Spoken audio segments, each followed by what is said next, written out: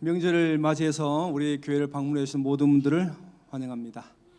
즐겁고 행복한 긴 연휴 되시기를 간절히 바랍니다. 힘들고 어려운 삶을 살아온 우리 모두에게 하나님께서 이 안식일에 특별한 은혜와 또 위로를 허락해 주시기를 간절히 기도합니다. 우리 함께 한 노래를 같이 한번 불러볼까요? 229장 살아계신 주의 영 불러보겠습니다. 살아계신 주의 영. 229장 책 펴셨나요? 안 펴도 다 아실 것 같은데 229장 살아계신 주의 영 부어주소서. 살아계신 주의 영 부어주소서. 새로 지은 내 마음 속에 살아계신 주의 영 부어주소서.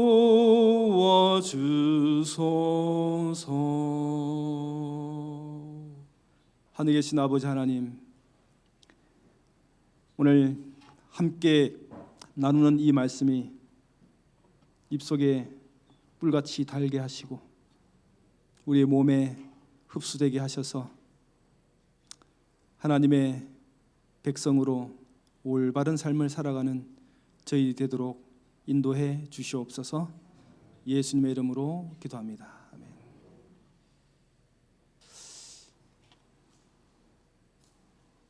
자, 오늘은 누가복음 18장 9절에 있는 바리새인과 새의 비유에 대해서 좀 말씀을 드리고자 합니다. 또 자기를 의롭다고 믿는 다른 사람을 멸시하는 자들에게 이 비유로 말씀하시되, 의롭게 되는 것은 선한 사람이 되는 것이다, 이렇게 믿는 사람이었습니다. 율법을 잘 지키고 전통을 잘 따르고 눈에 벗어나지 않게 하면 그 사람이 의로운 사람이다. 자, 이러한 믿음은 이스라엘의 전통적인 신앙과는 너무나 벗어난 개념입니다. 다시 한번 말씀드릴까요? 법을 잘 지키고 전통을 잘 따르고 사람들의 눈에 벗어나지 않는 행동을 하면 그 사람은 의로운 사람이다.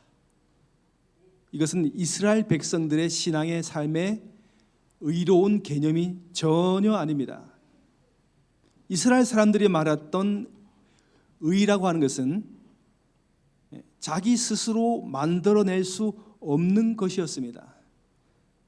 하나님이 불러주셔야 하나님 앞에 의롭게 서지는 겁니다. 하나님께서 부르셔야만 우리는 의롭다고 칭함을 받는 겁니다. 내가 하나님께 이만큼 했으니 하나님 저 의롭죠? 이게 의롭다 하는 개념은 그런 개념이 아니라는 겁니다. 스스로 내세우는 선한 사람. 내가 이렇게 잘했으니, 이만큼 잘했으니 당당히 나를 의롭게 해 주십시오. 나는 의로울 만합니다 라고 말하는 것은 전혀 의와는 너무나 상관이 없다고 예수님께서 지금 지적하고 계십니다. 오늘 이 설교의 내용이 뭘 것 같습니까? 기도의 내용일 것 같습니까? 오늘 이 비유의 핵심적인 주제는 기도일 것 같습니까? 뭐일 것 같습니까? 이 비유의 핵심은요, 기도가 아닙니다. 스스로 의롭다고 생각하는 사람들을 예수님이 타겟을 정해놓고 목표를 정해놓고 그 사람들에게 직격을 가하는 말씀입니다. 자, 받을 자격은 없지만은 간절히 받기를 원하는 자에게 하나님께서 주시는 특별한 선물, 특별한 관계, 이것으로 이루어지는 것이 의이지요. 그런데 이 본문에 나오는 이 사람들은 내가 이만큼 했으니 스스로 의롭다고 자기 스스로 생각하는 겁니다.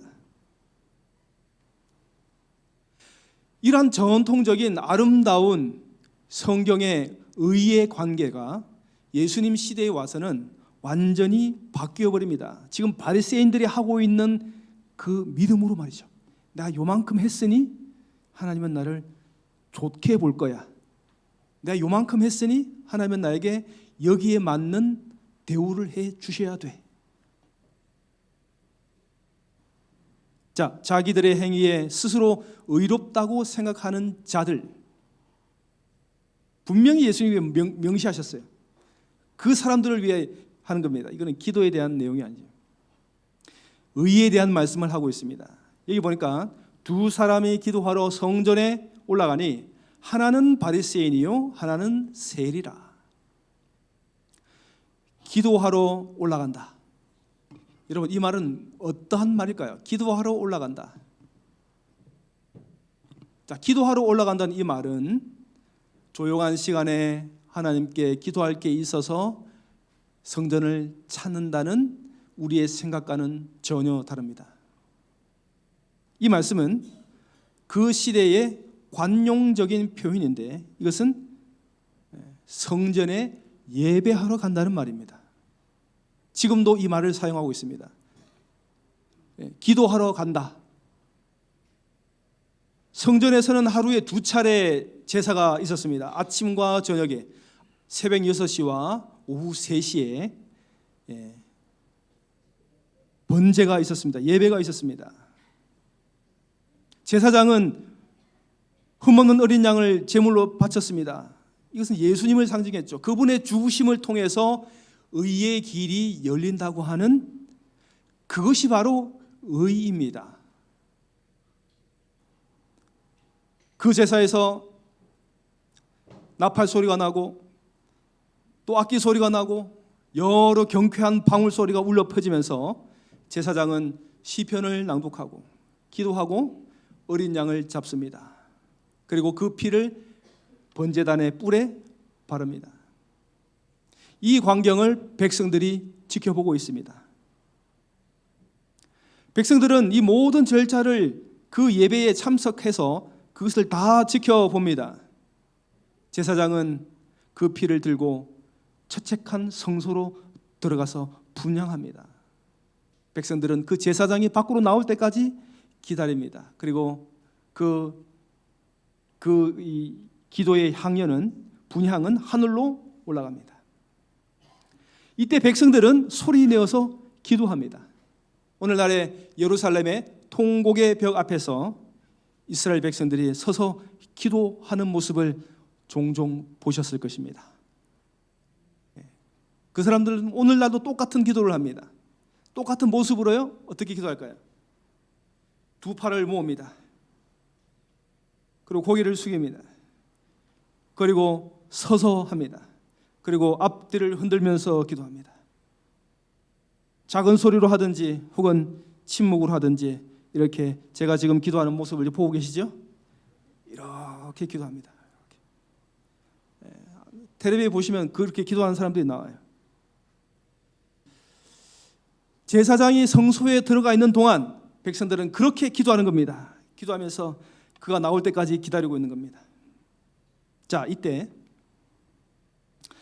11절에 바리새인은 서서 따로 기도하여 가로되, 여기 헬라어 밑에 쫙 적혀 있죠. 이 말을 다른 성경 혹은 영어 성경에는 어떻게 표현되어 있냐면 이렇게 되어 있어요. 바리새인은 서서 자기 자신에게 혹은 자기 자신에 대하여 이렇게 기도하였다.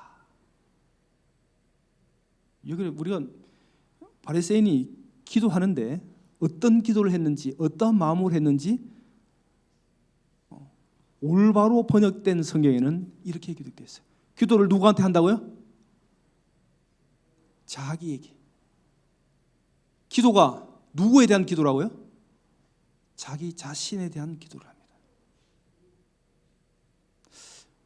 여러분, 우리가 이런 기도를 합니다. 이런 경험을 하죠. 누군가 예배 드릴 때 기도를 하는데 기도를 설교처럼 하는 사람이 있어요. 어디선가 들은 얘기입니다. 출처는 불분명합니다. 그게 맞는지 안 맞는지 따지지 마시고 한번 들어보세요. 큰 장막회가 있었는데 어떤 사람이 대표 기도를 했습니다. 아마 장로님이겠죠. 유력한 장로님이겠죠. 그분이 무려 22분 동안 기도를 했대요. 사람들은 기도에 집중을 못하고요, 속으로 이제 아멘, 이제 그만 기도해야 되는데, 이제 아멘 해야 되는데, 그러면서 기도를 드리고 있었습니다. 아랑곳하지 않고 계속 22분 동안 기도를 합니다. 설교보다도 더 긴 기도가 된 거예요. 기도를 길게 한다는 것은 좋은 겁니까? 나쁜 겁니까? 기도를 길게 한다고 잘못된 것은 아니죠. 그러나 잘하는 기도는 길지 않습니다. 특별히 공중기도, 대표 기도에서는요. 이 바리새인의 기도같이 바리새인은 제사를 드리고 제사장이 그 성소에서 나오기 전에 사람들이 기도하는데 이 사람은 큰 소리로 기도합니다. 하나님께 말하는 것보다 옆에 있는 사람 들으라고요? 그가 어떻게 기도했는지 뻔합니다. 큰 소리로 외쳤습니다. 하나님, 저는 다른 사람들과 같지 않음을 감사합니다. 불의한 자, 간음한 자 같지 않고 이 세리와 같지 않음을 감사합니다. 이 사람이 기도를 하면서 주위를 둘러봤어요. 눈을 감고 하나님께 기도해야 되는데 이 사람은 사람들에게 기도하기 하기 때문에 눈을 뜨고 기도합니다. 그리고 손가락으로 지목합니다. 바로 옆에 근처에 세리가 있었나 봐요. 손으로 가리키면서 저 세리와 같지 않음을 인하여 감사합니다. 자기는 자기 자랑에 기도를 합니다. 나는 너무 선합니다. 내가 보기에도 내가 너무 멋집니다. 하나님, 나는 너무 조건이 좋습니다. 감사기도 하는 게 아니고 자화자찬하는 겁니다. 자아도취형 인간. 그래서 심리학적으로 자기애성 성격 장애, 또 요즘 말로는 나르시시스트, 더 쉬운 말로는 자뻑 스타일이에요.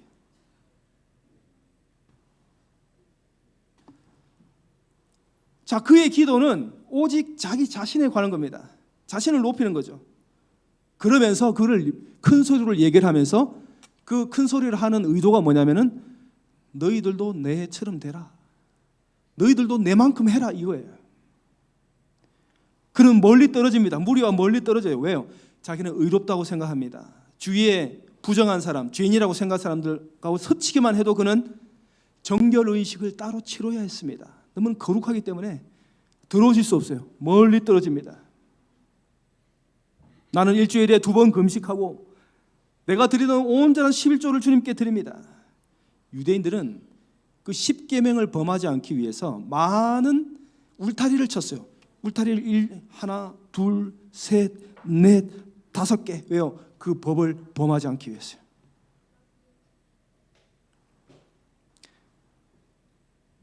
여러분, 미시나와 같은 탈무드와 같은 유대인들의 그 오래된 책에 보면은 안식일을 어떻게 지켜야 되는지 제가 저번 주에도 설명드렸습니다만 200개 넘는 규칙이 있어요. 그 중에 기본적인 규칙이 있는데 39가지예요. 이 39가지에서 300개, 200개 이상의 세부 규칙이 나옵니다. 여러분 보시죠. 씨 뿌리기 하면 안 됩니다. 밭갈기 하면 수확하기 안 됩니다. 곡식 닭 묶기 하면 안 됩니다. 타작 쭉쭉 나옵니다. 반죽하기 하면 안 되죠. 양털 깎기, 세탁하기 하면 안 됩니다. 매듭 만들어도 안 되고 풀어도 안 되고 바느질도 안 되고. 들렸네요. 이렇게 39가지가 있는데 이 중에서 200개 이상의 세부 세칙이 나옵니다. 여기 불 붙이기 금지가 되어 있는데요.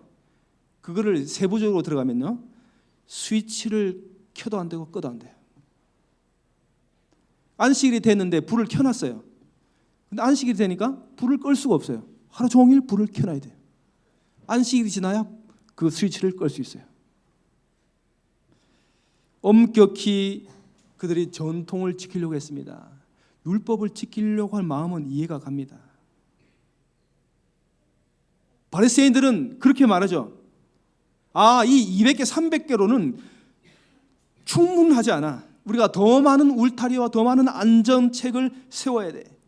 그래서 그 울타리가 두껍고 높으면 높을수록 자기들이 더 의롭다고 생각합니다. 그러면서 그는 말합니다. 나는 일주일에 2번 금식한다.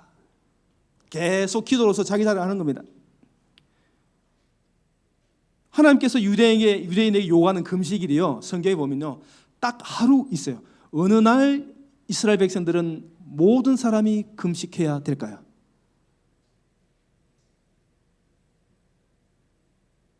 밥을 굶으라고 하는 딱 한 날이 있어요. 그것은 바로 대속죄일입니다.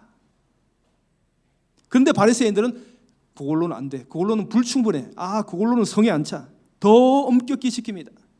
그러면서 3번의 그 절기가 있거든요. 유월절, 오순절, 장막절. 이 장막절의 시작과 끝에 2일을 굶습니다. 금식을 합니다. 그러면 몇 번이에요? 12번입니다.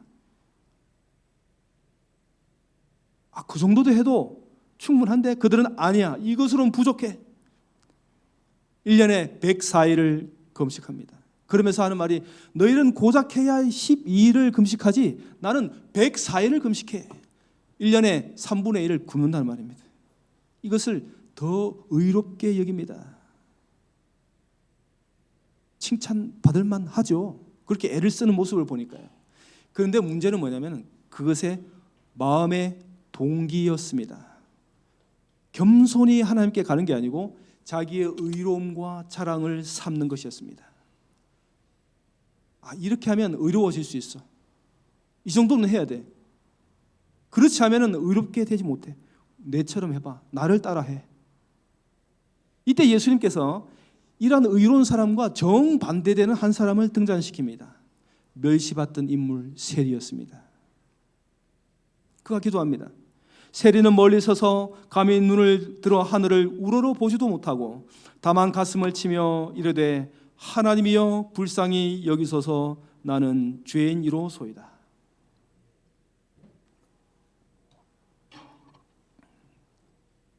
자, 두 사람이 멀리 섰어요. 한 사람은 여기 있고 한 사람은 저기 있습니다.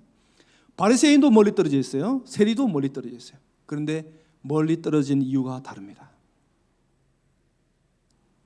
이 사람은 자기가 의로운 사람이 아니고 의로워질 수 있는 자격이 없기 때문에 자기의 죄를 잘 알고 있기 때문에 하늘을 쳐다보지도 못하고 가슴을 치면서 불쌍히 여겨 주십시오. 저는 죄인입니다. 나를 불쌍히 여겨 주십시오. 여러분, 이게 불쌍히 여겨 주십시오 이 말은 정확한 번역은 내 죄를 사해 주십시오입니다. 세리와 바리새인들은 지금 성전에서 아침 저녁으로 드리는 그 예배에 참석하고 있습니다. 어린 양이 죽임을 당하고 목숨을 잃는 장면을 봅니다. 그리고 몸이 완전히 해체가 되고 그 죽음이 불 위에서 살려지고 있는 모습을 보게 됩니다. 그러므로 그는 죄가 저렇게 없어지고 내 죄가 저렇게 사해지는구나를 깨달았습니다. 하나님, 나는 너무나 무가치한데 저를 위해서 저 어린 양을 죽이셔서 죄를 없이 하십니까? 저는 아무런 가치가 없는데요. 바리새인과 전혀 다른 태도를 취하고 있어요. 이 세리가 말입니다. 바리새인은 어떻습니까? 저기 거룩한 장소에 서서 하나님, 제가요, 저 같은 사람이 있어서 하나님 좋으실 겁니다. 저 사람들이 저만큼만 했으면 좋겠습니다. 이러고 서 있어요. 근데 세리는 외칩니다. 하나님, 저를 불쌍히 여겨주시고 죄를 속해 주십시오. 이때 예수님이 말합니다. 내가 너에게 말하노니 이 사람이 저 바리새인보다 의롭다 하심을 받고 그의 집으로 내려갔느니라. 예수님께 인정 못 받았어요. 어떤 사람은요? 어떤 사람이 인정 못 받았습니까? 자기의 의를 높이는 사람. 이사야가 똑같은 말을 했어요. 이사야가요. 이사야 64장 6절에 보면은 이렇게 표현합니다. 무릇 우리는 다 부정한 자 같아서 우리의 의는 다 더러운 옷 같으며. 자, 우리의 의는 뭐 같다 그랬어요? 더러운 옷 같다 그랬어요. 근데 이 더러운 옷, 이것은 히브리 말로 케벡 이딤인데, 이 말은 정말 이 밑에 표현되어 있죠. 여성의 월경 중에 사용한 옷감 같다는 거예요. 우리의 의가 뭐 같다고요? 그렇게 더럽다는 거예요. 이게 우리가 가지고 있는 의의 본질입니다. 나는 내가 괜찮다고 생각하죠. 이 정도 되면 우리가 그런 지경에 이르거나 혹 그런 순간이 다가온다면 우리는 꼭 이사야서와 예수님의 이 바리새인과 세리의 비유를 읽어야 합니다. 아무것도 내세울 수 없는 세리처럼 말이죠. 여러분, 바리새인이 지금 이 예수님의 이야기에 등장하는 기도하는 이 바리새인이 나의 옆집 이웃에 산다고 생각한다면 여러분 어떻습니까? 그 사람과 살기 좋겠습니까?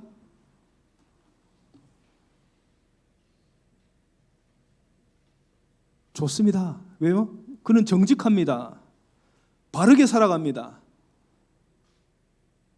전혀 흠될 게 없어요. 그 사람은요. 어떤 때는 도와주기도 하고. 근데 그는 누군가의 잘못을 보면 가장 먼저 돌을 던질 사람입니다. 자기의 의에 가득 찬 사람이죠.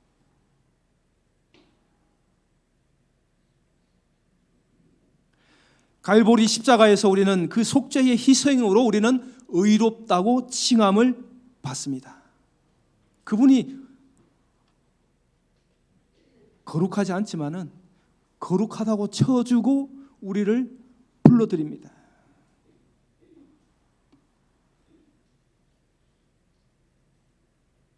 그렇지 않음에도 불구하고 하나님은 우리를 의롭다고 하십니다. 예수님의 이 비유는 구약에 등장합니다. 이 비유가, 이 바리새인과 이 세리의 비유가 구약 시대에도 똑같은 이야기를 하는 한 사람이 있었습니다. 이 사람이 누구냐면 이사야서입니다. 이사야서는 구약의 복음서라는 별명이 있습니다. 여기 이사야 66장에 읽어볼게요. 여호와께서 이와 같이 말씀하시되 하늘은 나의 보좌요 땅은 나의 발판이니 너희가 나를 위하여 무슨 집을 지으랴? 내가 안식할 처소가 어디랴? 나 여호와가 말하노라. 내 손이 이 모든 것을 지었으므로 그들이 생겼느니라. 자, 무릇 마음이 가난하고 심령에 통회하며 내 말을 듣고 떠는 자, 그 사람은 내가 돌보려니와. 여러분, 이 마지막 구절은 세리를 생각나게 합니다. 자기의 무가참, 죄인임을 깊이 인식하는 사람.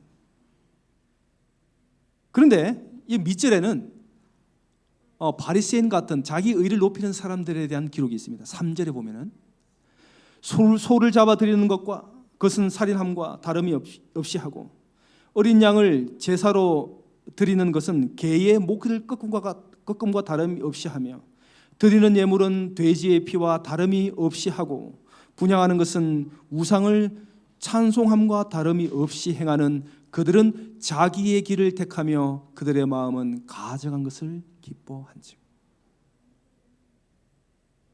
자기 의로, 자기 길로, 자기 마음으로 제사를 드리는 사람은 하나님께서 역겹다라고 말하고 있습니다. 하나님은 제사가 아니라 마음을 원하고 계십니다. 마음과 마음이 연결된 그 관계를 원하고 계시는데,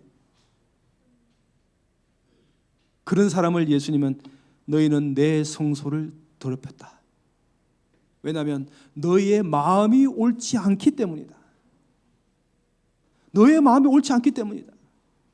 나는 그런 마음으로 나의 성소를 받는 것을 싫어한다 이거예요.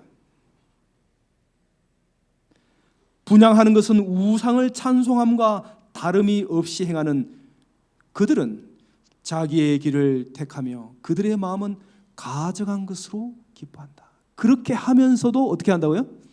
성전을 받는다는 거예요. 5절에 여호와의 말씀을 두려움으로 따르는 사람들아, 여호와께서 하시는 말씀을 들으라. 너희가 나를 따름으로 내 형제들이 너를 미워하고 너에게 등을 돌렸다. 너희 형제들이 이르기를 여호와께서 영화롭게 되면 우리도 돌아와 너희와 함께 기뻐하겠다고 한다. 그러나 그들은 부끄러움을 당할 것이다. 성에서 나는 큰 소리를 들어보아라. 성전에서 나는 소리를 들어보아라.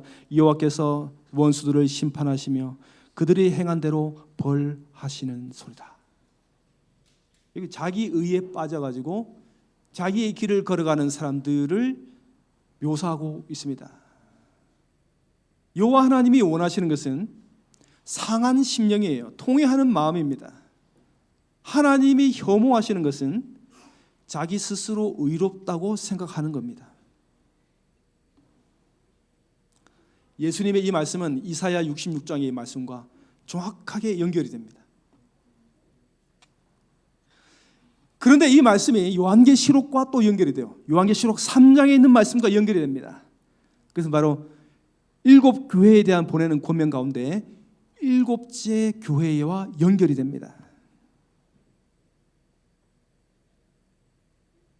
그 라오디게아 교회는 이렇게 말합니다. 우리가 가진 선한 것들을 보라. 우리는 가진 것이 많도다. 우리는 이러이러한 지리를 가졌노라고 자랑하는 교회입니다.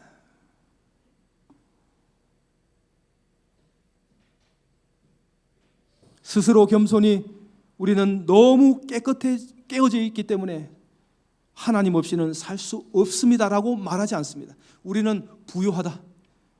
우리는 충분하다. 우리는 의롭다. 아무 도움도 필요 없다고 생각합니다. 그들의 눈은요, 십자가에서 멀어졌습니다. 지금은 자기의 자신과 자기의 능력을 더 눈여겨보고 있습니다. 이것이 바로 라오디게아 교회입니다.